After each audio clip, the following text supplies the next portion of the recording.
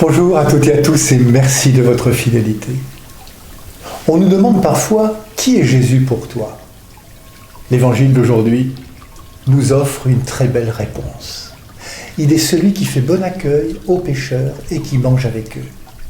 Les paraboles qui suivent illustrent à merveille ce cœur miséricordieux qui porte son attention de manière personnelle à celui ou celle qui est perdu. On pourrait traduire qui n'a plus de place dans la société, dans sa famille humaine ou spirituelle. Celui ou celle qui n'est pas dans les normes établies, celui ou celle qui souffre d'un regard de jugement qui le blesse, l'enferme ou l'isole. Mais Dieu n'est pas ainsi. Son amour et sa miséricorde offrent une place à celles et ceux qui n'ont pas toute la reconnaissance dont chaque humain a droit, quelle que soit sa situation dans le monde. Son amour est personnel. Il va chercher la brebis qui est perdue. Nous avons toutes et tous dans notre entourage proche des personnes de qui nous nous sommes éloignés ou qui se sont éloignés de nous. Nous connaissons des personnes qui vivent à côté d'une vie qu'on pourrait qualifier de normale en lien avec la famille humaine. Dieu ne se satisfait jamais de celui ou celle qui s'éloigne de son amour.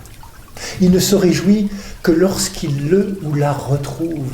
Le mouvement de son cœur de père ou de mère est d'aller à la rencontre les mains tendues pour accueillir. Et lorsque cette rencontre a lieu, alors, c'est la joie qui éclate. Une joie partagée. Réjouissez-vous avec moi. Nous ne sommes vraiment pas sur un registre de règlement, mais bien sur celui d'un amour offert qui va jusqu'au pardon.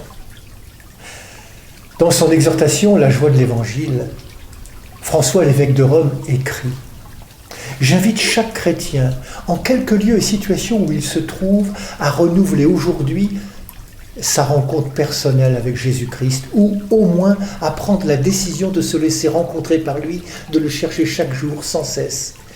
Il n'y a pas de motif pour lequel quelqu'un puisse penser que cette invitation n'est pas pour lui, parce que personne n'est exclu de la joie que nous apporte le Seigneur.